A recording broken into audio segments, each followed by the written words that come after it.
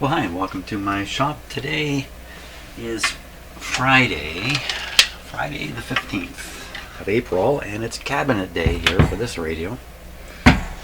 I'm certainly hoping to get that radio back into this cabinet. So, right away, I think what grabs a person's eye is what's going on with this piece of plastic here. It's kind of warped. It's got some dirt on it. It looks broken. It's not actually broken. It's just kind of warped in there. So I got to do something with that piece of plastic, and I think I'm going to try replacing it if I can.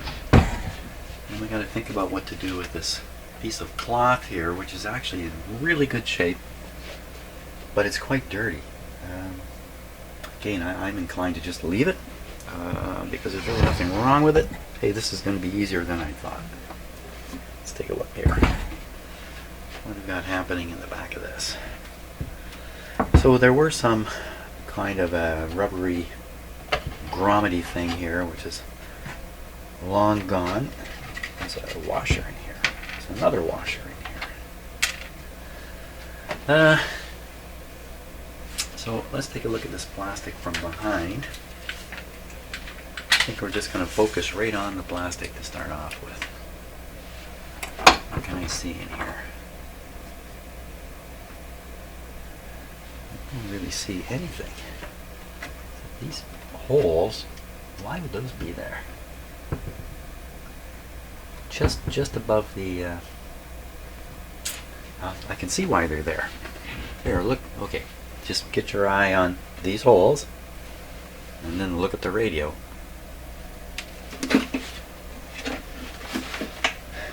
They're for these bolt heads. Hey, these aren't all the same. This is different. What's going on here? So anyway, they stick out a little bit, and they've gone and drilled holes so it will recess in better. Now there was something else. What else was it? There was something else that was concerning me about this. I can't. Yeah, it's not going to come to mind now. Shoot. Okay, so let's just start here. It's very easy to get this bezel off, just with some little tiny Phillips screws. So I don't think this has ever been refinished. In fact, I should be able to see. Well, maybe it has been refinished. So there's no words here. Oh my, what's this? What is that? Oh, there's a line over here too.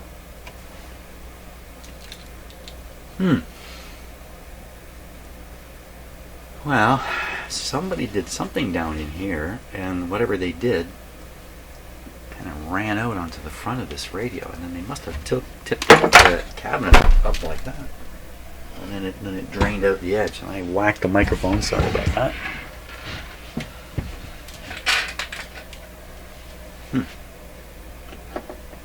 Why would somebody do that? What would they be trying to do? I think they were trying to glue back this piece. Here, take a look. You can really see that it's warped. Maybe they were trying to glue that back in place. Yeah, no. I don't think that's something you can do. So that means this bezel's been off. Almost certainly. Maybe this is a replaced piece of plastic. Maybe they replaced the plastic and then tried to glue the whole thing in. Why would they do that?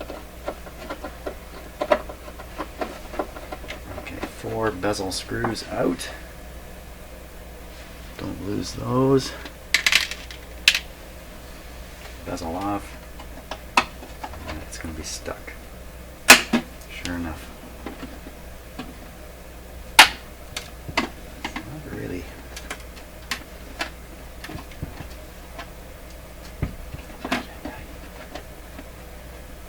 Yeah, it's really glued in here. Let's see if I can. Quickly, I need a Swedish fish knife. It's probably a Finnish fish knife. Oh boy, this is going to leave a mark.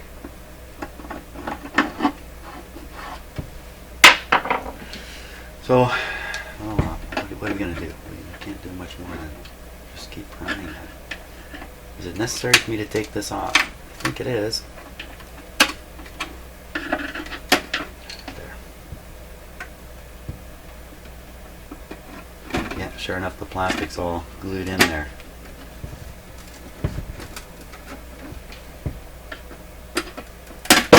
Hey, there we go. And it's off.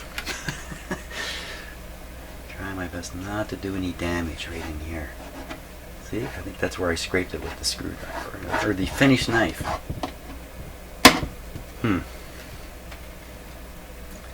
Okay, this plastic's just sitting here, but it's glued on. Maybe they tried tacking this plastic to the frame, and then they put the frame up, and then the end result was this run and that. They must have been pretty upset about it, I would think.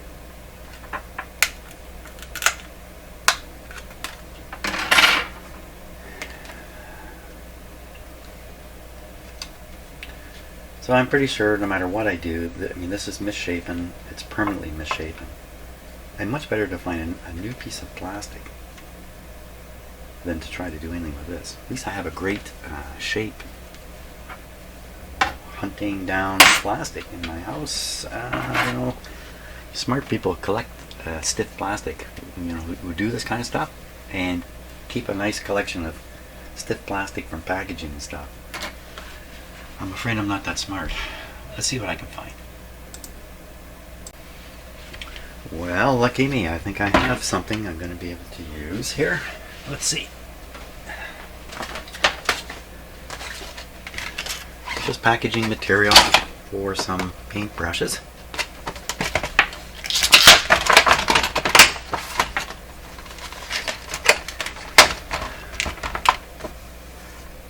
I think it's fine. And I can make quite a few versions of it in case I mess up. Let's take this apart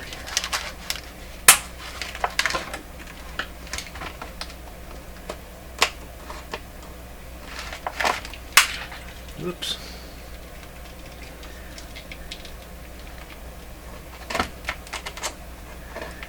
Today is a very dreary, dark, rainy day outside. It's pouring rain out there. It's going to warm up a little bit, but what good is that when it's raining so much? So, poor cats stuck in the house. Poor me, my wife stuck in the house. Hey, we're all stuck in the house these days.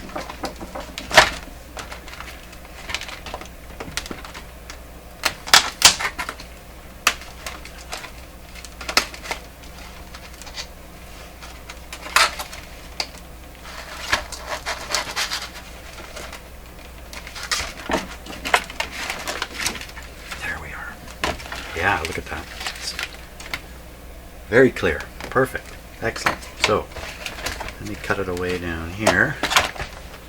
How well can you cut this stuff? Let's see. Just try a pair of scissors here.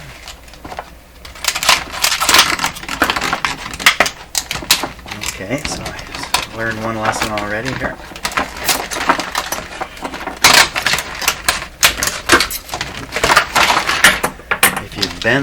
If you bend this plastic at all, it's going to go white,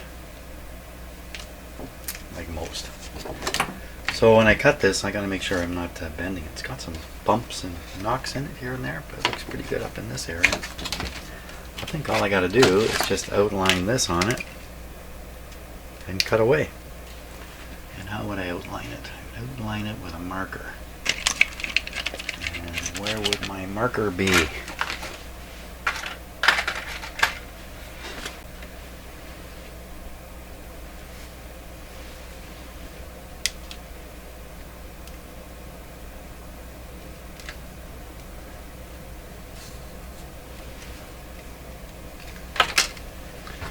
Okay, cut this out.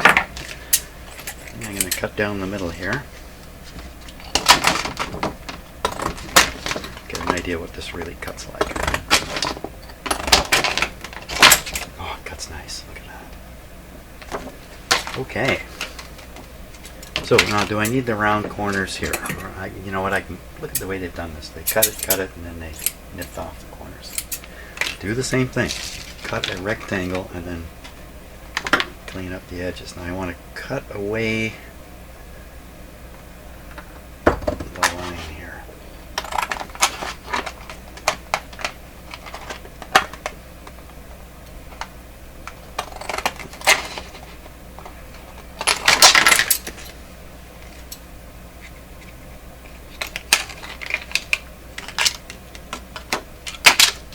like using old stuff in my shop, old equipment. Look at these scissors.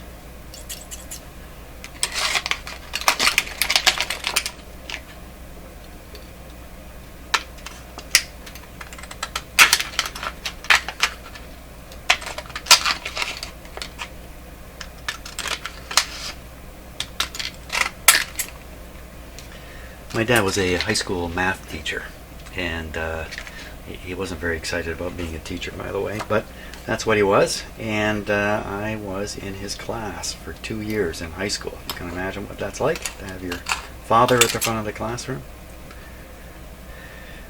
There used to be a joke that he among students, that he kept all of his jokes in his day book, because if you repeated a class, you'd hear the same jokes on the same day. I don't doubt it. One of the things he liked to do was teach people how to draw a straight line and how to use scissors. So you got to picture this, you know, grade 11, and the teacher suddenly says, "Okay, class, you got to learn how to draw a straight line, because none of you seem to know how to do it." And my dad would teach how to draw a straight line on the chalkboard. I'll tell you his method. This is what he would say. You put the chalk on the board, you look where you want to go, and then you keep your eye there and you go there. You don't watch the tip of the chalk or you end up with this. That was his lesson. Hey, what was that? That little hiss was CB radio beside me here. I think the skip is up today. So this looks great. I won't tell you about, how to cut with scissors. Okay, another lesson from my dad. You put the scissors in, and then you sight down the scissors, and you look up in this area. You don't watch here. You watch up here. This is in the right spot to start with, right? You're starting it right. And then what you do is, you aim the tips of the scissors. You look at the tips and you aim them. As long as you keep the tips aimed correctly, you will cut a straight line exactly where you want it. You don't look here. So I was one of the few kids in my dad's class who was listening. After all, there was going to be a test when he got home that night. So he's got to clear these little holes, and it looks like I'm a little wide on this part here. I was supposed to cut away the black marker. And where did the bezel go?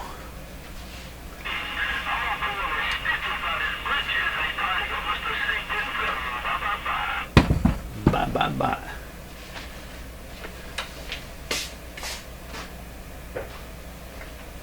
Okay, Mr. Bezel. Oh, you're right in front of me. Okay. Oh, what should I do with this? This has got quite a patina on it. It's got this glue or whatever it is on it here too. I shouldn't do anything with this. Absolutely nothing.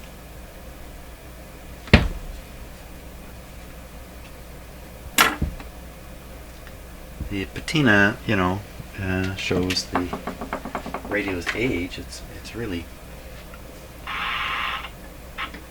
perfectly good.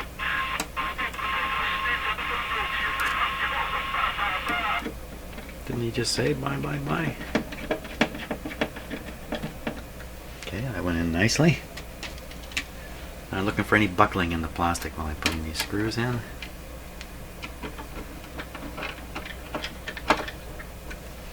Looks good. I wonder if originally the window didn't bubble out a little bit. And what I've just replaced is actually this. It's actually a replacement done by somebody else. Don't know.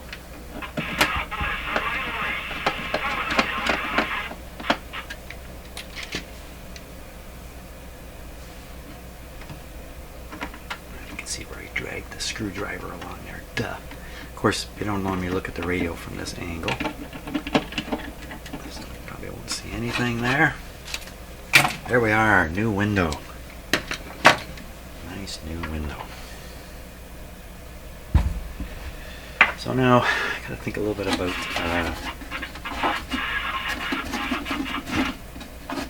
the eye. Just gets mounted up in here. When and how do I mount it? Do I mount it last? I guess so. I guess we put the radio in and then I'll fiddle on mounting that. So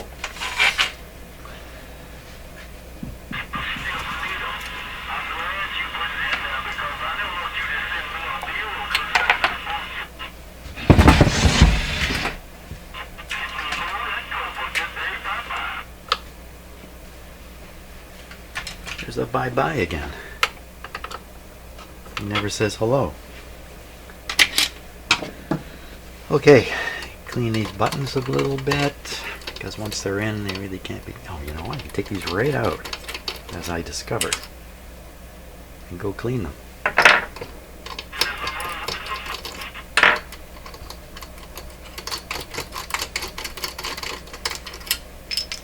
And they're all exactly the same. Great, gonna go clean these guys up a bit. Okay, now what about the glass itself? Now this glass, it's got glass. I guess they have to have something here to paint the numbers onto. It's glass behind plastic, which is not so common. So I'm just kind of dry cleaning it here using microfiber cloth. I find these cloths are fantastic for all kinds of purposes.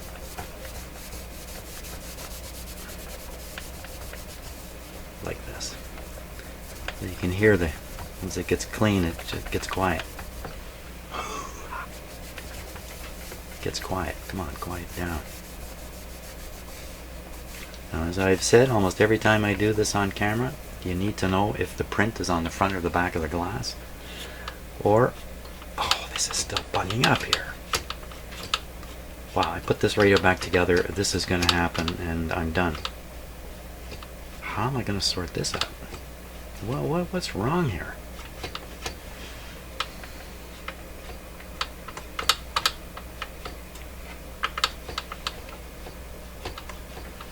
You know what's wrong? The capacitor is smashing into this. That's what it was. Clunk, clunk. That's what it was. Well, wait, what about the string bunging up? Didn't it bung up? No, looks like it's going to be okay on there.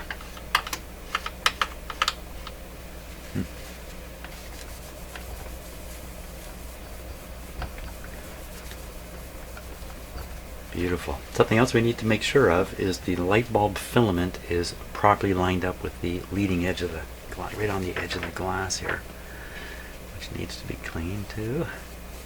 Now, how are we going to figure that out? I'm going to put a close-up camera and look across and see if we can't see the filament and how it's lining up with the glass. I think it's done correctly. That's what it looks like at a glance. Let's see.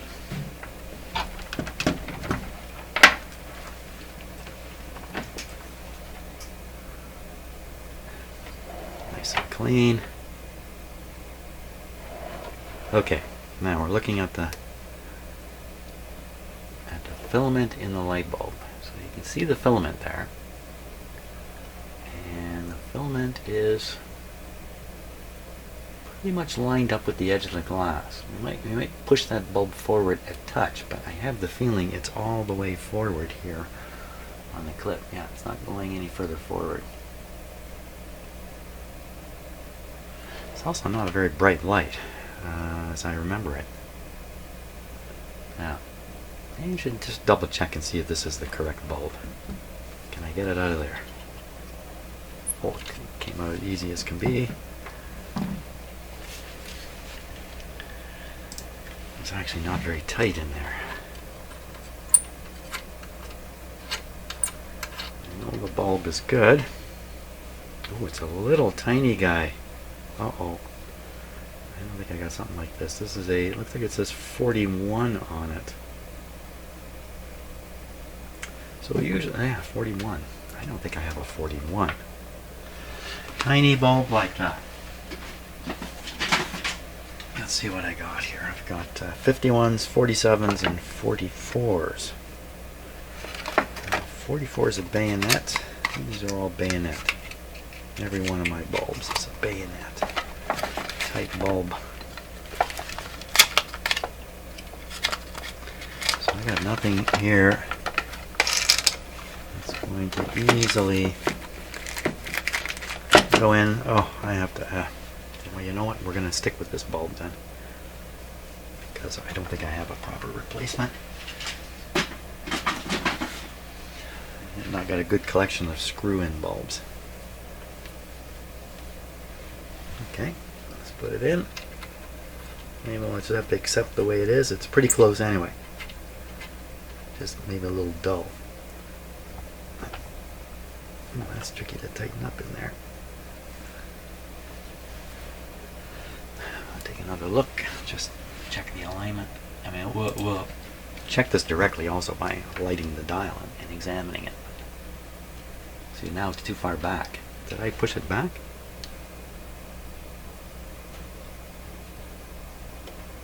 Only the tiniest little fraction.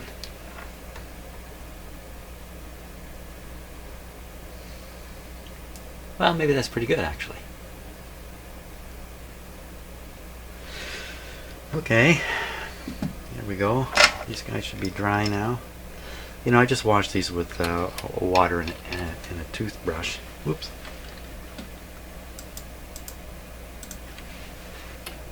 Like I said, I just washed these with water and a toothbrush. Let's just keep them loose, a little bit loose.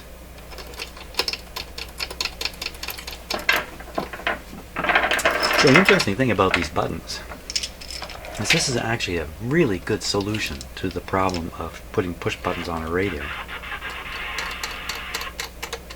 A lot of push button radios of this vintage, to tune these push buttons, you got to go in the back of the radio with a screwdriver and adjust trimmers or slugs in coils. And it's extremely awkward. You have to go around the back, fiddle around. It's really awkward. This is really convenient how they've set this up. So whoever thought the scheme up, as strange as it is with those moving bands and all that stuff, actually solved an important problem. This would be an attraction to a radio owner to buy this radio, because you don't have to fool around in the back ever. Okay, Magic Eye. This is made in Canada. I put this back here for now. Whoops. Okay, time to fit it into the cabinet. Is it time to do that?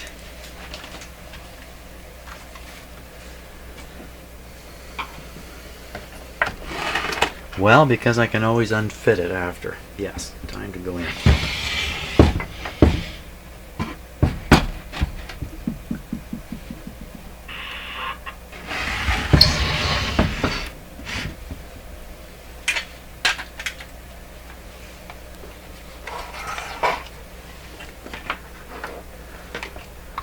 Say something about changing this cord? Yeah, that's right. Hold it. Put the brakes on.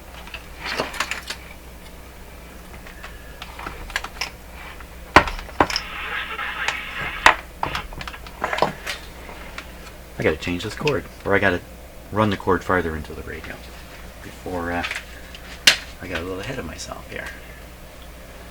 Okay, I'll do the cord.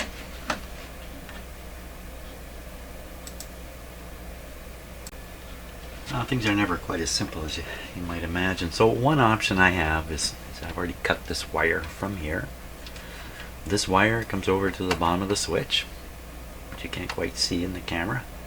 And then there's a wire that goes back from the other side of the switch, goes straight into the transformer. In fact, it's a transformer lead. There's no terminal between here and here. I best leave that wire alone. So I think all I need to do is just connect this right like that. I could do that. But then I'd have this wire running right through the middle of the radio, just airborne. The original wires are actually, the wire going to the switch and the one coming back are actually twisted and tucked up against the chassis, and they're even strapped to the chassis. There's a strap here. To the chassis. Sounds like I better do the same. So rather than do this quick dirty thing like this, which I think might lead to a hum, or something of that sort. I think I'm going to put an extension on here. I'm going to try to run it up where the other wire goes, up and behind, and try to mimic where the other wire went. I think that might avoid a problem. So that's what I'm going to do. Okay, I'm going to extend it with this green wire here.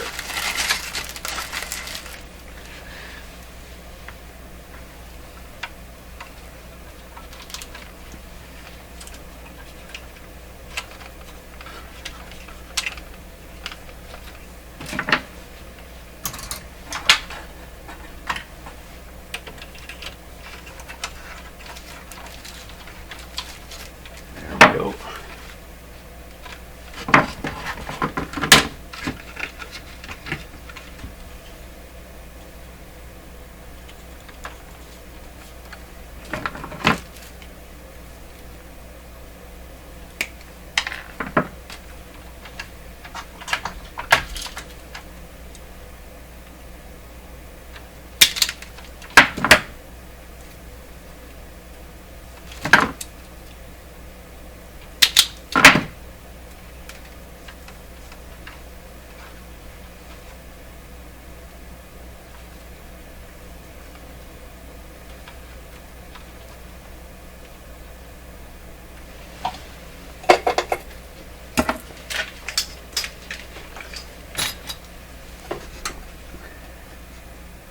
Guess I'm a little quiet here, aren't I? Just watching our Prime Minister give his daily presentation. Our Prime Minister comes on to TV every day at about 11:15. Makes a presentation 5-10 minutes long, and then answers questions from the press.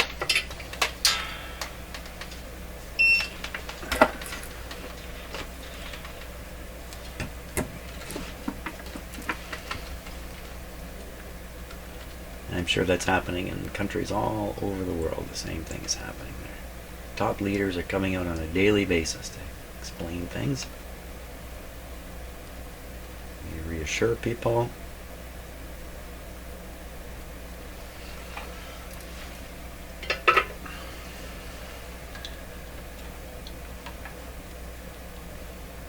I'll let this cool down just a wee bit.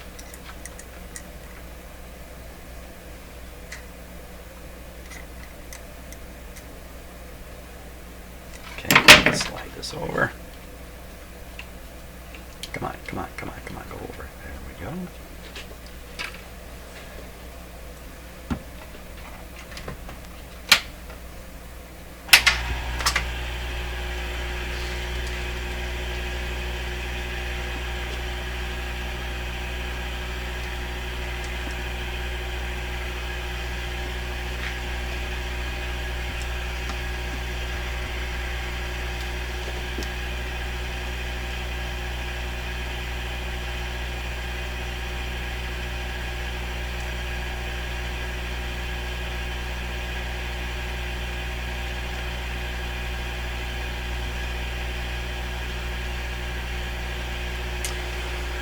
Go.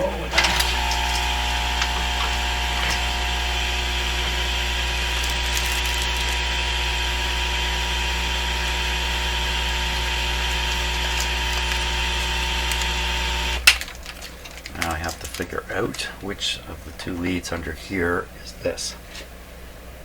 So I make sure I connect to the right spot, or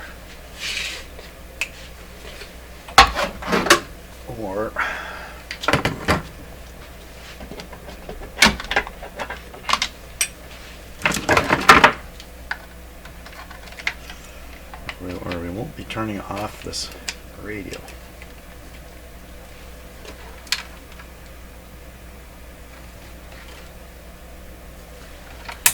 Okay, switch is off.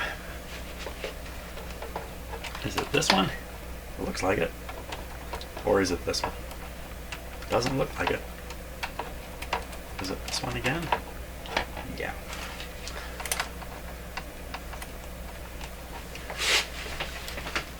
Okay, that's good. I probably can't pull this wire out. the original wire out. Let's pull this one back in here.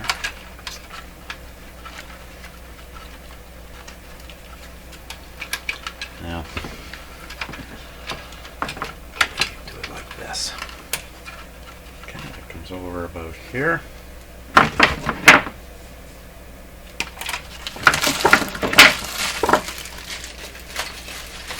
Now I gotta get up and get a look at what I'm doing. I can't flip the radio up.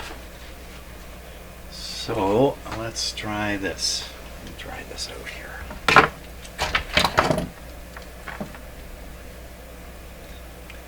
See if I can get a camera shot up there.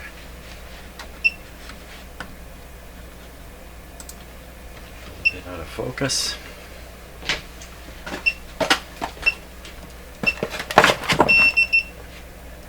Okay, now I'm going to cut off. I'm working the camera here. So I think it's this one. And looking in the camera is very confusing. I know which one to cut. Let's see which cutter which one I go on here. Whenever I do this kind of thing, look at the TV camera and try to do this, I think about doctors trying to do surgery over the internet. Yikes! Yeah, I'm gonna have to get down on my hands and knees here and look at it directly, or the patient's gonna suffer terribly. Okay, wires off. Insulation cracking away. Let me cut away the excess wire here. If I can't get it out, at least I can cut it shorter. Oh, for God's sakes. I cut the wrong wire. Oh, for one idiotic thing to do. Oh my gosh. Okay, so we're going to replace more of this wire than I originally planned. Oh my God, that's not really possible. That's the lead to the... Oh, man. It's just stupid what I did there. Oh, enough berating of yourself, Jim. What are you going to do now? What a dumb thing to do. Oh my gosh. So the best thing I can do is join that right back together. Wow. With what? Where? Way down in there? Oh my gosh. Okay, break time. Yeah, break time. Yeah, stupid. I just noticed how bad the situation really is with this wire. Now, if everything's left alone, everything probably stays fine.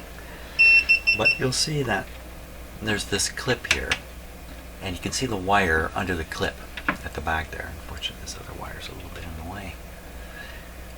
And you can see the cracks on the insulation on that same wire up in this area. This is the wire I was supposed to cut. This is the one that's shot. Let me get a grip of it here. See, it's underneath that little clip there. Now, is that a short to the chassis ready and waiting to happen? We just move this wire a little bit. Surely, 50 years from now, there won't be any insulation on some of these wires. But, oh man, look at that. So this was ready to short to the chassis. But, I mean, it would take, somebody to get in there and manipulate it a bit, I think. To make the insulation crack off. But how close do you want to come? And considering the situation there, I've got to do a bigger job. My quicker job is just what happened here.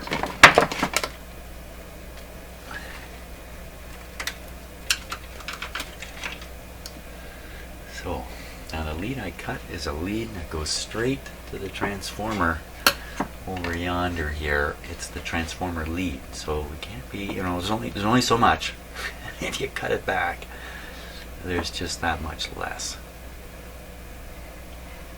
And it's all twisted around. It's hard to see down on the bottom there. There's my green wire. So I need to put a new wire. I could put another wire extension. Where's the switch? From the back of the switch here, the wire I cut all the way back here, and then do a splice similar to what I did with the white and the green wire there. Just do a splice right onto the transformer. The transformer wire is how stiff is it? If you can see when I'm wiggling it, the whole thing is moving here.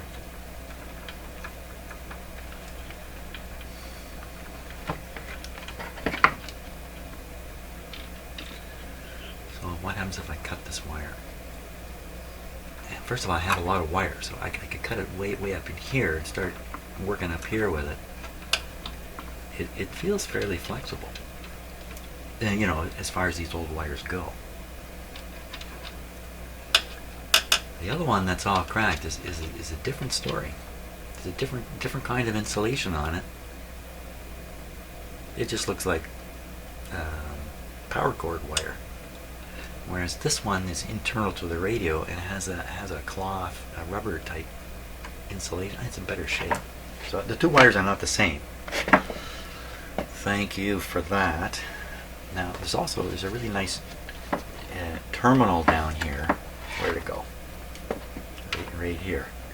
So that terminal is in the radio specifically to catch one of the lead wires coming out of the transformer, fix it onto a terminal, and then give you a place to attach the power wire, like you see it here. So I could do that too if I could work another terminal in here. Like I could just do this again. How would I ever put a terminal in there? I don't think that's going to happen. I think I'm going to do just one of these for you guys. Okay, the decision is made. Now, I'm just going to go think about it a little bit before I do this.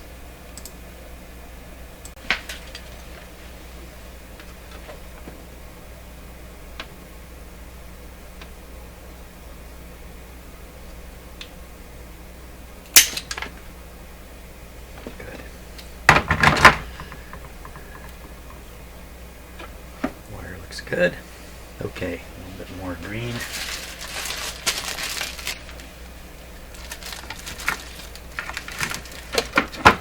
Stick another.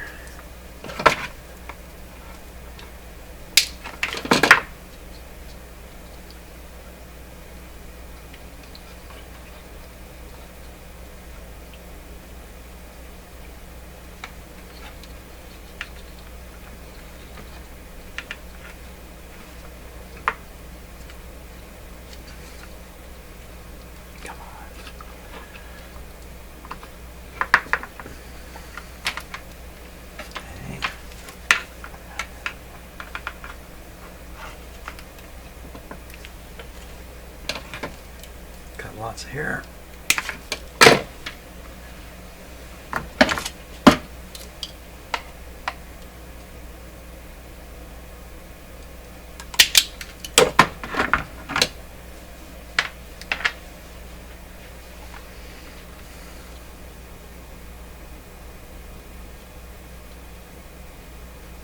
So what I'm doing here is I'm kind of pushing the two wires together. Just kind of interlacing their wires. It makes a fairly neat connection. So there's not a big bump there. Not a big bump. Makes it hard to slide the shrink sleeve over it. Well, here we are.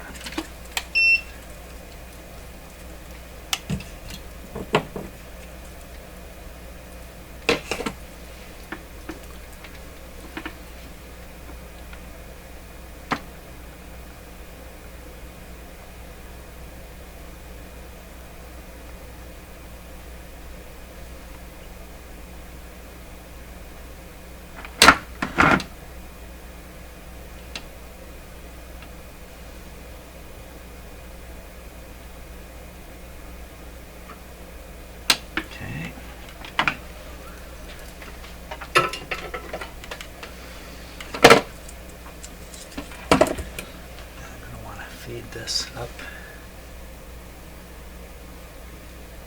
Try to twist it around. Let's pull this one back and prepare the ends. And now, while it's more convenient, it's really excess wire here. An awful lot of excess wire through here. Let's just cut it back a little bit, or make the two of them the same. Let's cut it here. You can always cut it shorter later.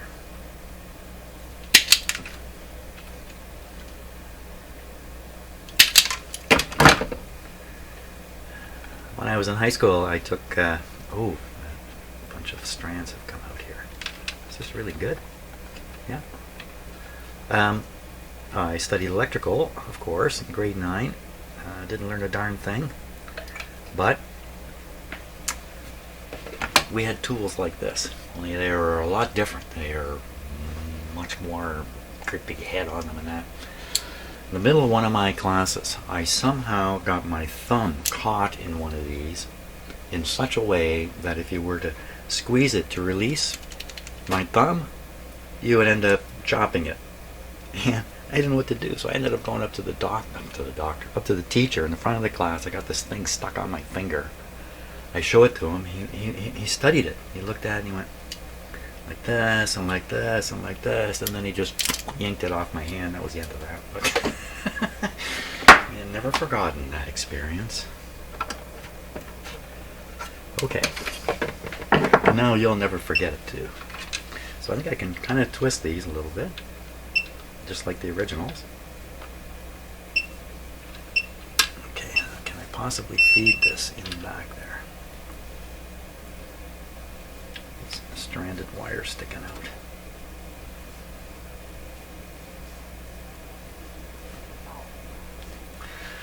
It's going to be tricky.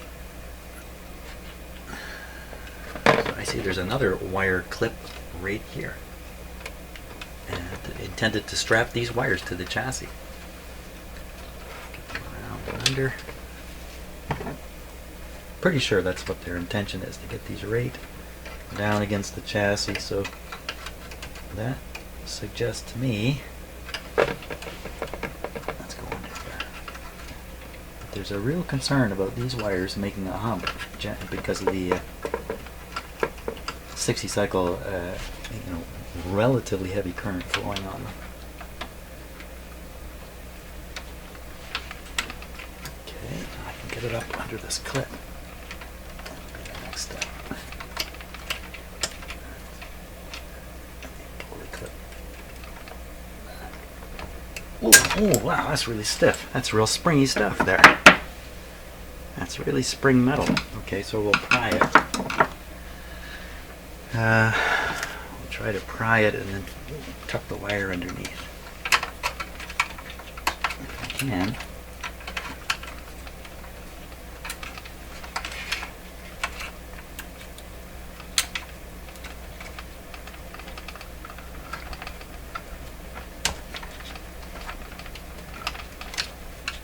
There they are. They're way, way, way too short where I've got them. Have to pull them through up into the bottom of the switch here. A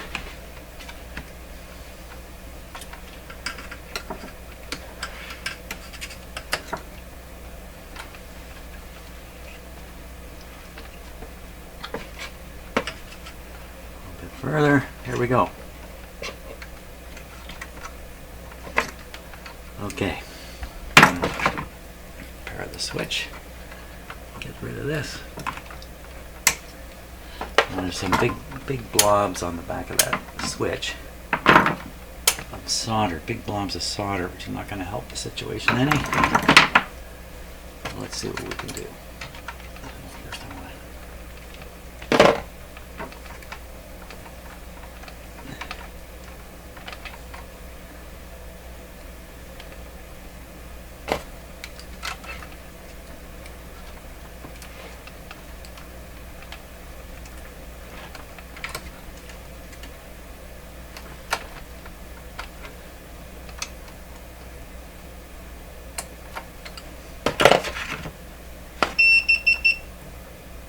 Hey, don't rush me, soldering iron.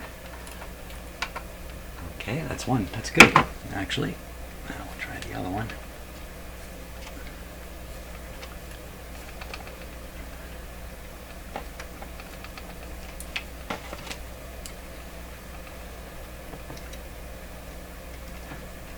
A bit of a mess there.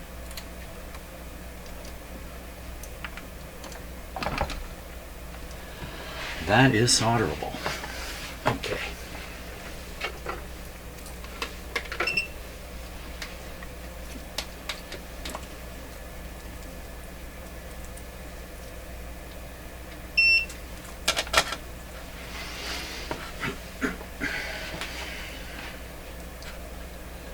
obviously haven't figured it out. I'm on my knees here doing this. There's a lot here to heat up. I can't see it very well.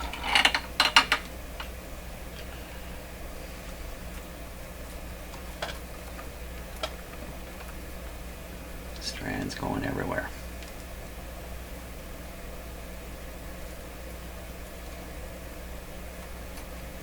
Get it right down there. There it goes. You can see the. Now I gotta hold it. I'm gonna hold it with this. Quick.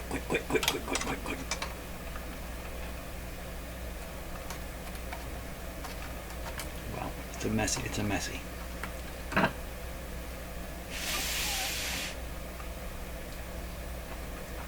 Definitely not coming off. Okay, now the other one. Not coming off, no shorts. This one's even harder to see. You might have a much better seat than me. Okay. There it goes. There we go. Okay. That's a little more work than what I was expecting.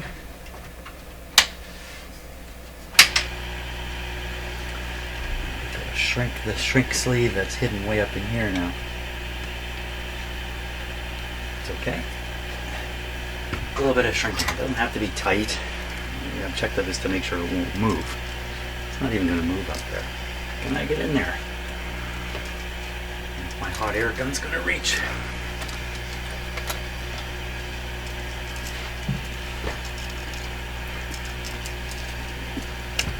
Barely.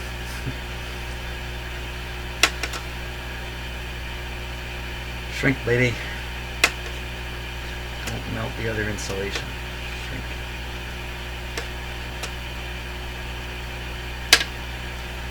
So that's already shrunk enough it can't possibly move anywhere. Good. Okay. I don't think it was. I mean, why is it going to move anyway? It's in the back of a radio.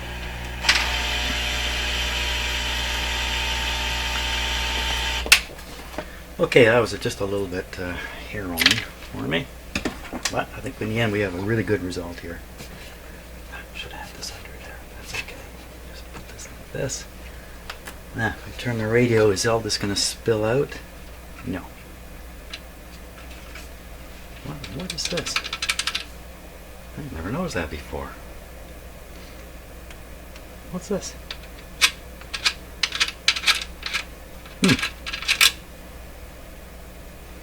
It's a strange radio. It's got screw fittings here and here and here, but then it has these big bolty. Oh, I can't see what I'm doing.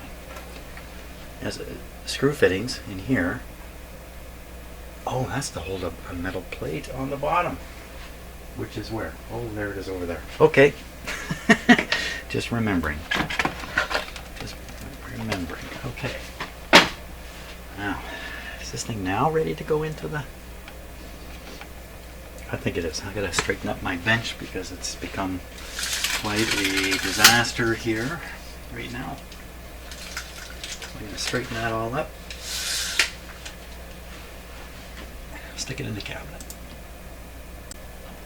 So there's a couple ways it's apparent to me that this is a replaced speaker. One of them is inside the cabinet here.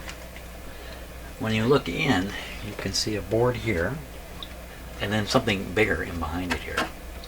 And if you look at the opening, well, there's two of them and they don't line up. Now, who would manufacture something like this? So this board has come with the speaker from another radio. And they managed probably to pop holes in here and attach the board. Whoops, I must put my finger through the string, through the screen. So this is a really poor arrangement here. This screw, which is supposed to hold the speaker, is completely loose to spin, so you tighten the nut. This one's the same. So I may have to take that board off, put the speaker on it. I hope not. I hope not. Take this board off, mount the speaker because I can get at the back of the screws, and then mount the board back on. Might require that. let's not jump into that. Let's just put this radio back into the cabinet here. Just move over there a little bit. Okay.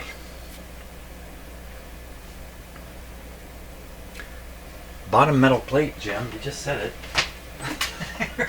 Like 2 seconds from forgetting it. Duh. Is this the right plate? Yeah. I guess it's supposed to hang over just a little bit everywhere.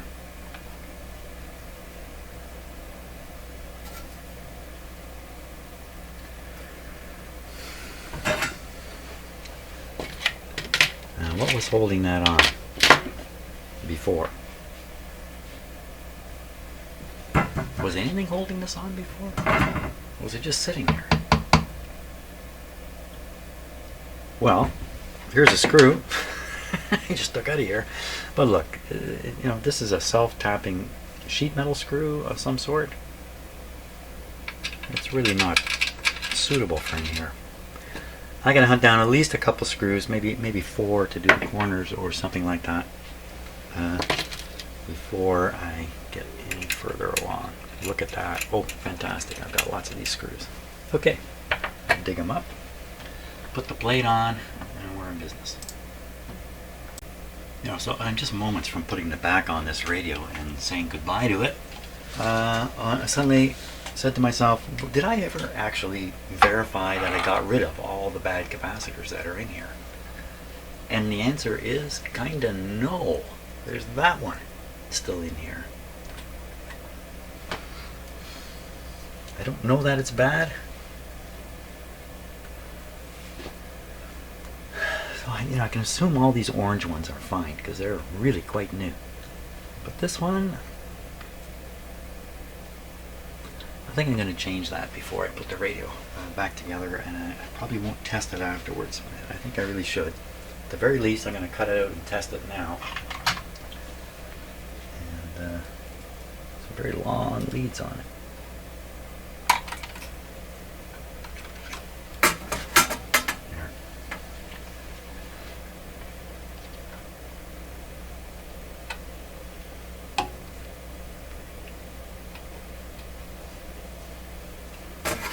Just my memory device.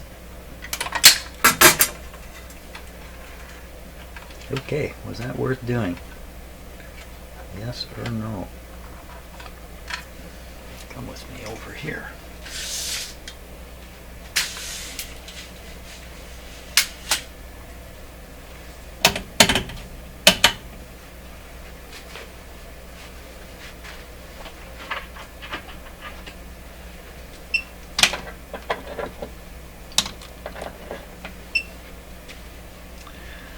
.01. Looks really, really good. This looks really, really good. I probably didn't need to do this, but how can you tell? 50 volts. What's the eye do? Right open. You see how fast that was? 150 volts. It's going to be the same thing. 250, same thing. So the only other question about this capacitor now is it really .01? Because it's not leaking one bit. I should just solder it right back in, is what I should do. Is it a .01? Okay, it should be on this scale. Flip the control until we see the eye open. Look at that, it opens up wide. That's another indication of a non-leaky capacitor I have discovered. So right there. Now, can you read how much that is? Let me just move this out of the way. .01. Perfectly good capacitor. Yeah. Why? Why?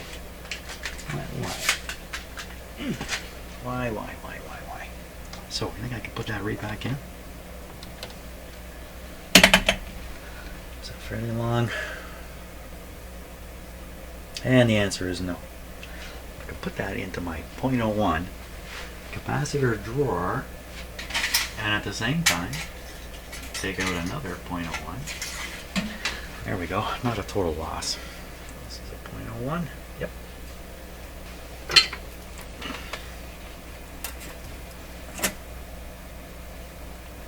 can see here the same thing's been done. This connection is a hooky, right? You just hook both wires together and then solder. This one here too, but he hasn't. This one here, but he hasn't. It looks like he hasn't attempted, whoever did it, to squeeze the hooks down. So I think that's. I don't want to be too critical of other people soldering, but goodness knows I'm not the king of solder. Okay, that's got to be good. That's got to be good. So, okay, that won't have affected the radio unless I booped it up. Don't think I booped it up at all. Okay, on the risk that I did make a mess of it somehow, I'm going to go ahead. Yep.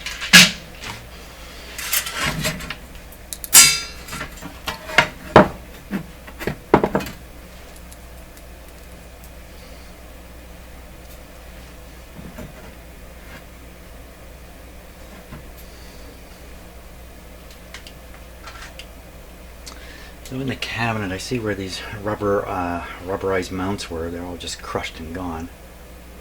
There's also these holes here, which are probably for these screws. That's probably what this is. This allows the screw head to protrude down here and fall into these little holes.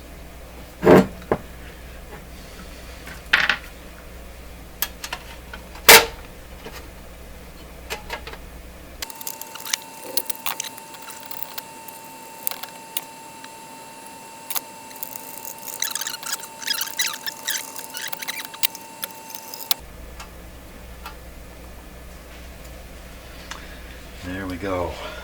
Now, of course, that piece of paper was supposed to be inside there. It's not going in though. I'm not sure it's a good move anymore. Okay. Now, the good move is going to be managing to put this in here. Okay, Mr. Radio. Up you go.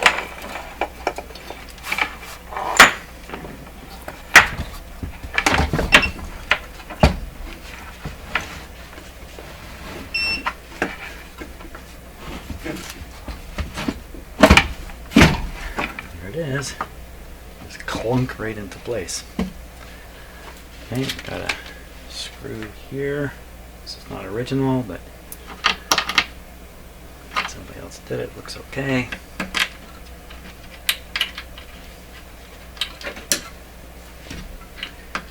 Now, I'm probably doing this a little prematurely. Oh, I'll leave the other one for now because the speaker's next. Let's bring the speaker over here. There's an issue with the speaker. Now, let's sort this out.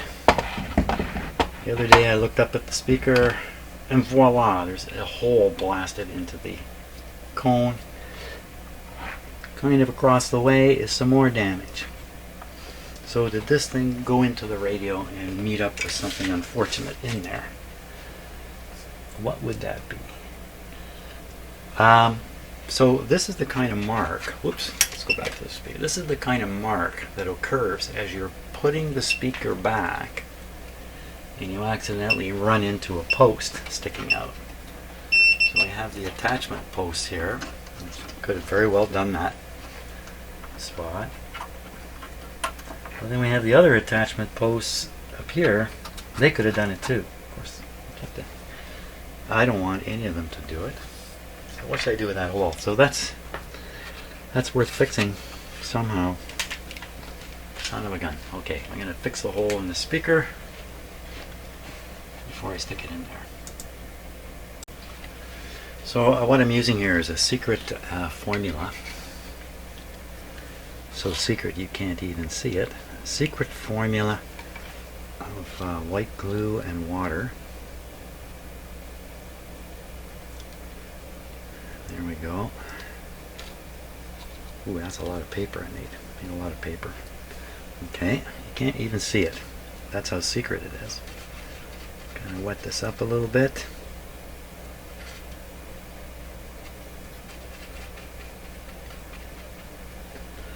Okay, and then we take my way too big band-aid here.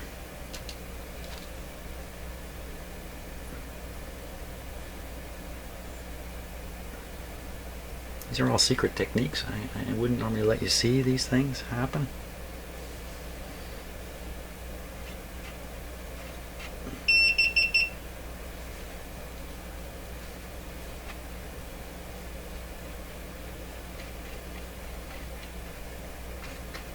You gotta plug the hole. It's a leak in the speaker. You need to plug the hole. A little tiny hole on the other side. So we don't help it out, it'll probably be on its way to being a bigger hole. Let's help it out with a bit of this. Again, secret techniques here. Never before shown on video.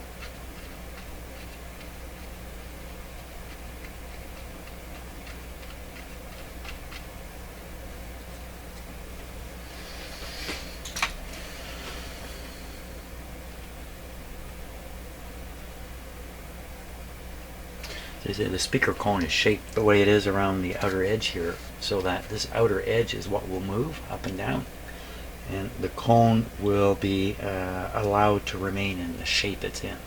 So the cone itself should not be flexing. It should be stiff, and just along here is where things should move a bit. The odd speaker wears right out around the edges here. From that, okay. A beautiful job done. Lovely. Okay, I'm going to let it sit for a little bit. Okay, I think we're ready to put it in. I'll take these, clip these off.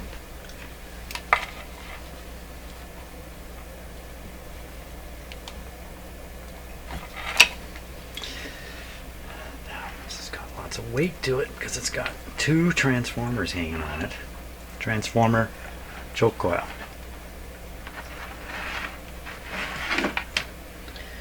I can't remember how it was. Was it like this? Or was it like this? So this makes more sense because a lot of weight down here. It's a lot of weight. Does it really matter which way I put it? I don't think it does. I think we'll go in this way. Now, I'm watching because I don't want to poke a hole in it. Okay. One in. I have poked holes in speakers at this point. One in, the other in, both in. This speaker doesn't really fit properly in here.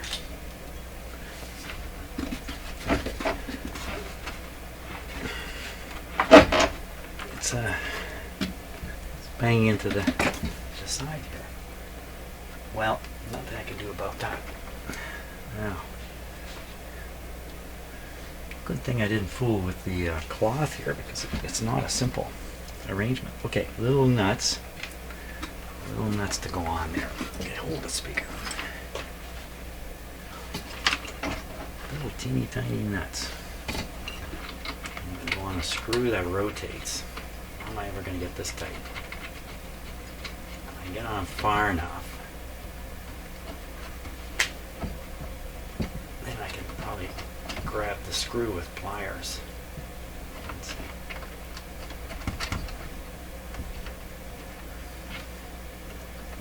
Okay, that's about as tight as I can get that one. On the other one. You see, I think there's enough room in here for people to hide gold bars, so I keep waiting for the day I take a radio apart and in there's $1 million. Yes. I wouldn't settle for anything less.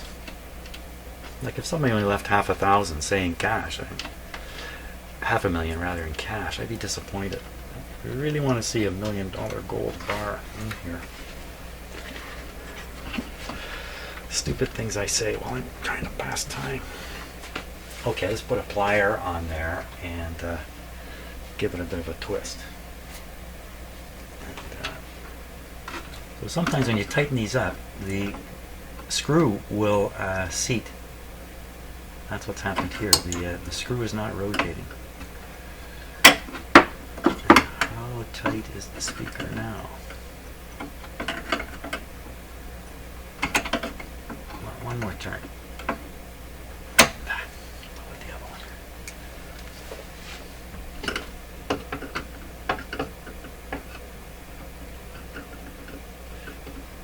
best pliers for this. How tight is it? It's good. It's good. It's good. Just all this excess wire away from the hot tubes. Tucked in there. Somehow. There we are. Magic eye next. Let's get this off of here. It says 40%. Just might say more about the test he did than the eye, because the eye really looks like it's, well, can it be any brighter? Need the lock part. Hey, didn't I leave it up there? Uh-oh. Uh-oh, uh-oh, uh-oh. What happened to the...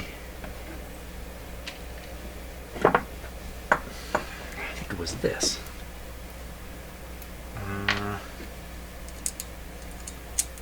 He had done this and then used a nut. But you really should have a wing nut in here. Okay, I'm going to go and see if I can find a wing nut. Now, I've been able to make sort of like a combo wing nut and old style thumb screw combination. Someday somebody will take this radio apart and they'll find this and they'll go, wow, I've never seen anything like this before. What were they trying to do?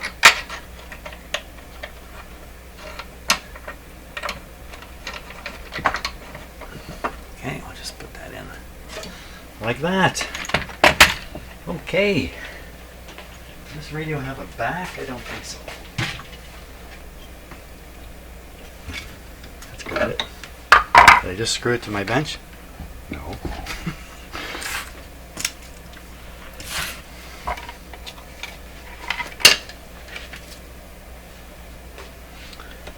Now you may have figured out what my secret speaker repair formula was, so shh, don't tell anybody. Oops. Okay. Put this guy up here. What do we got for a radio? Ooh, what was that sound? There we go.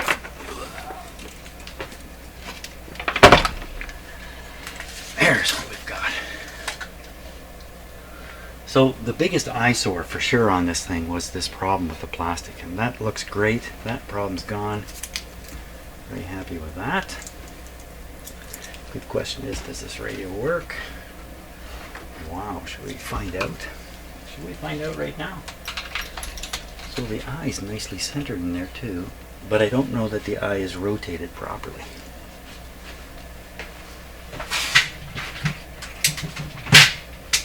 We're gonna find out. Now I did fiddle with a capacitor, I fiddled with the power cord.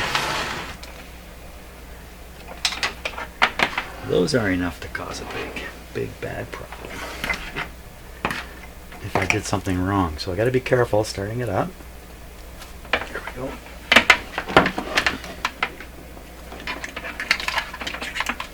Oh my gosh, it's after 2 o'clock in the afternoon. Holy schmoly. No knobs on it yet, but that's okay.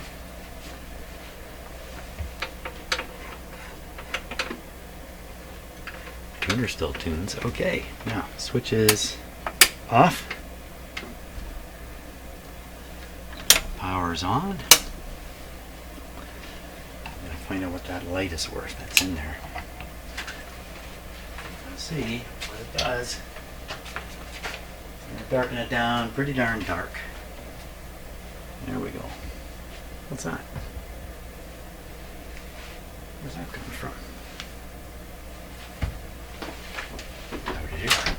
Ooh, that's dark. Now, if I can find the on-off switch. Here we go. Coincidence. There we are.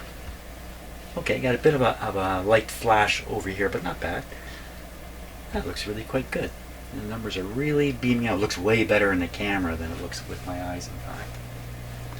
I do hear a hum.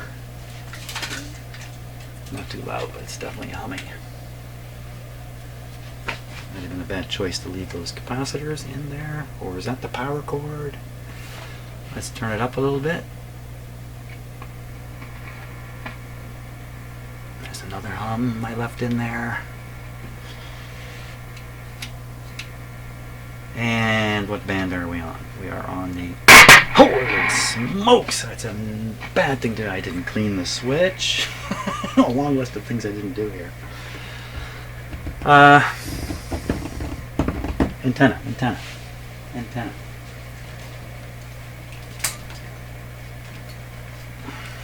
the dark, I can't do it in the dark. Around the back.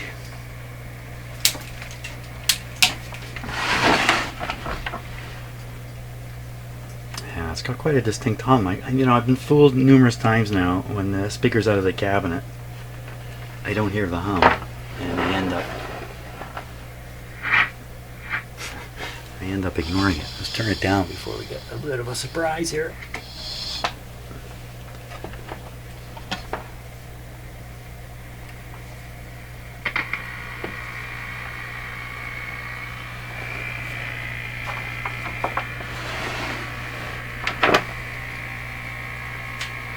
Okay, AM band.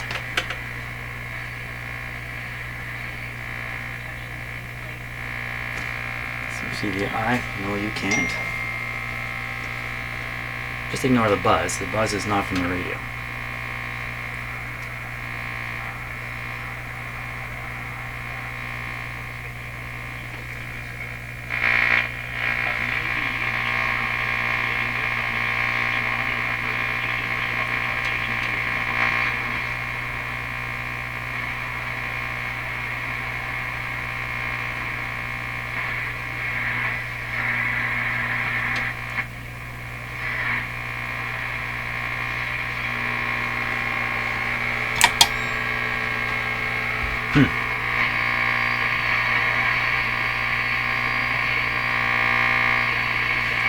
So much interference.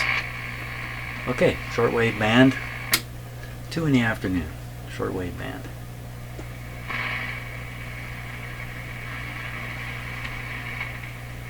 Let's start at this end. 6 megahertz. We shouldn't hear anything down here.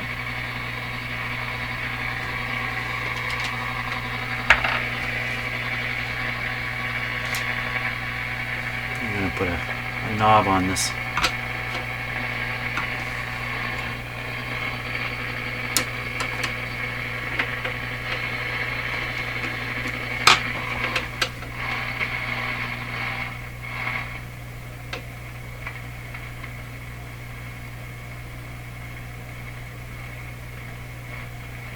Something was there.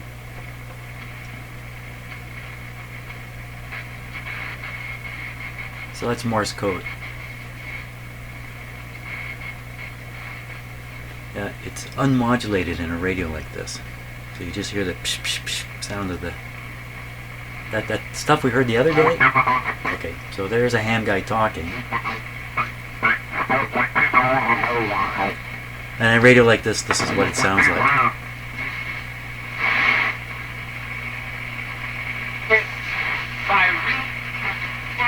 Of the trumpet of the 3 angels which are yet to sound. Be more trumpets now. Brother Stare. All of you that are wrapped up in becoming possessors. No, I'm not sure that's Brother Stare. I I think it's somebody else.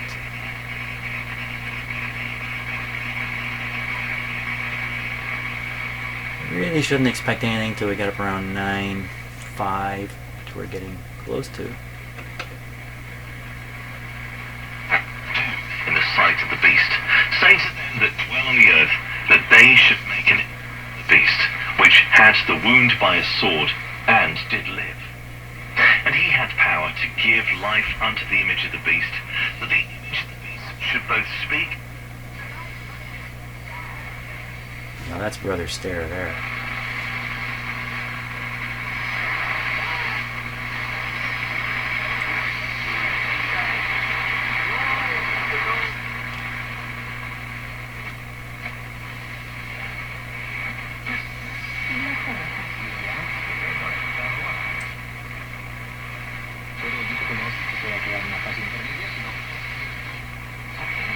Very, very hard radio to tune.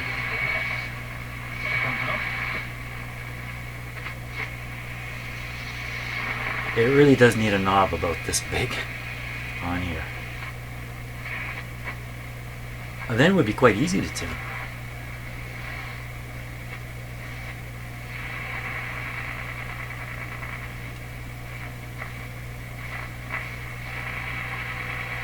Okay, so there's WWV. Let's see, how close are we to 10? Yeah, pretty much dead on. Great. WWV at 10 in the afternoon. That's kind of interesting. Okay, another shortwave band coming.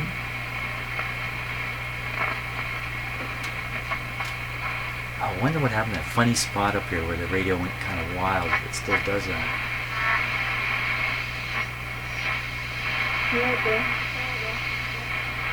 Oh, here's a treat. Okay, so what you're listening to now is a spy signal. Really, I'm not kidding. Listen to it.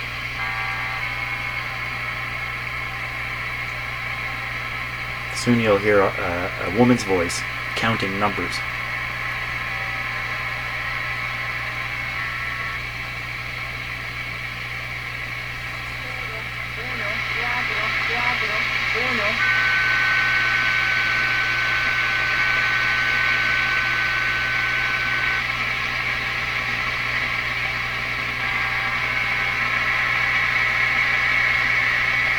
That sounds like an old style computer modem. Maybe it's faded out.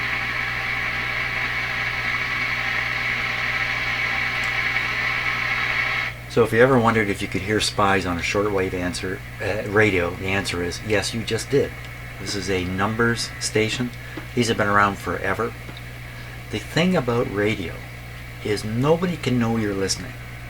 If you're on the internet, yes, they can know you're on the internet. They know what website you're on. They know all kinds of stuff. Watch TV these days. They know which channel you're watching. Listen to a radio like this, nobody knows. Nobody can know. So, if you really wanted to listen to news from a foreign country or something and you didn't want anybody to find out, and that's not going to happen here in Canada or the United States or most of the Western world, but in other countries, if you're caught listening to foreign information, you're in big, big trouble. So you dare not do it on the internet, but guess where you can? Right here. And so it is with spy signals. The way this one works, if I were a spy, I'd be here in my home with my Serenader, Serenader radio, and I'd tune to the key frequency, and along would come this voice, which has it just disappeared? It just went away? That's too bad. And then along comes the woman's voice. She says the numbers. Uno, cuatro, uno. And you write it down. 1441. And you just listen to the whole broadcast. And then when you're all done, you take out your little booklet of one-time pad. You take your one-time pad and decode that message. You use a one-time pad, nobody can break it. Listen on a shortwave radio, nobody can know that you're listening. And that's why, even after 60 years, and here we are in the year 2020, the same shortwave spy signals exist. This one's really well known. This particular one, it's there every day, same frequency, same. Who is it exactly? Well, some would say it's Cuba. The voice on this one is in Spanish, but they're not all Spanish. When I was younger, a teenager and that, it was fairly regular to pick these up in different places in the band. You never knew where they were going to show up. And different voices, and that the same characteristic. Groups of 5 numbers. Not usually that strange modem sound that was on this one. So, yeah, so there you are. What to listen to on shortwave? Spies.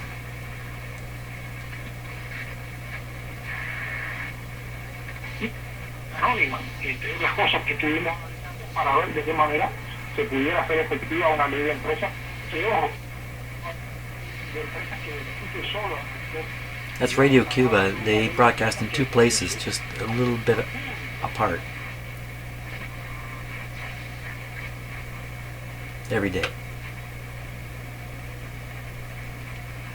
Okay, now we're heading up to a European band. It's not even marked on this radio. Let's see if we can pick up anything around 13.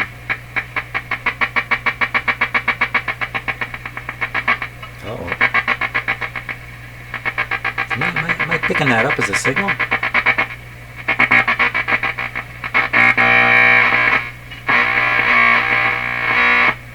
Or is that this radio? I think it's this radio. That's weird. Okay, I don't know what it is about that spot. I never actually looked into it far enough to find out. There we are.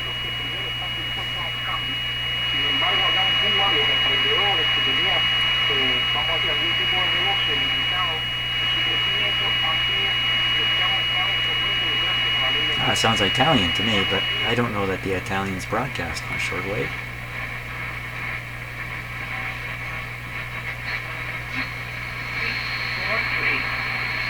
Brother Stare.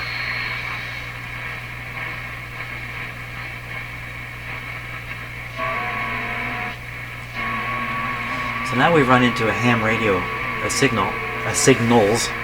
This is that me doing that?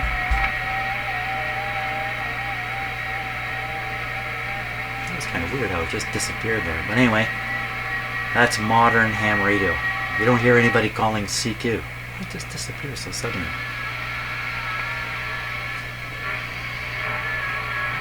There can be 10 or 15 ham guys on the same frequency doing that, not talking to each other.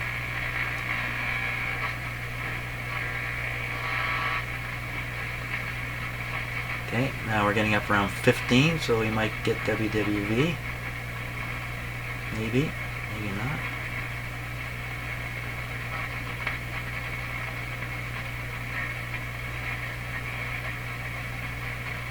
Doesn't look like it.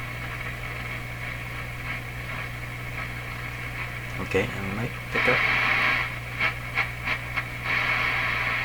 don't know what that is. Daily practice. Even if you don't practice often, it will be automatic. English. With you all the time. You won't lose it anymore. You can develop more. Yeah? But you won't lose it. Just adhere to the 5 precepts. Even if you reach the good level where it's free, remember to keep I them. don't know what they're talking about there, but moving on. Holy and acceptable on you. Now, keep that thought as you come back again to Hebrews chapter 12. Religious stuff.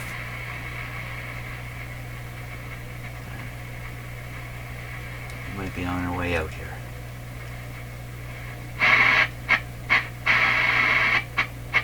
Don't know what that would be. 17's gotten very, very quiet.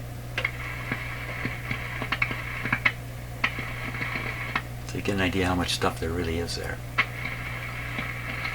Maybe one of those little pops and thunks is something.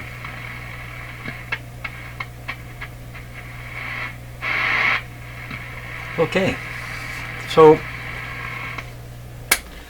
bottom line. Oh, too bad I missed the hum, but the hum is not that bad, in fact. Some people actually like the hum in these old radios. Anyway, this one's mine. It's not going anywhere. Probably at some point in the future, someday it'll come back in here. Pretty happy about it though. Pretty happy about how it sounds, and Magic Eye working great.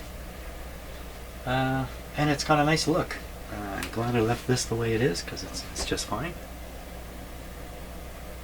I'll put the rest of the knobs on it, put it away, find another radio to come in here and work on. I have a big console I'm going to take on at some point. I don't know if I'm ready for that next. So thanks a lot for watching this series, and I'm on to some other radio. We'll see.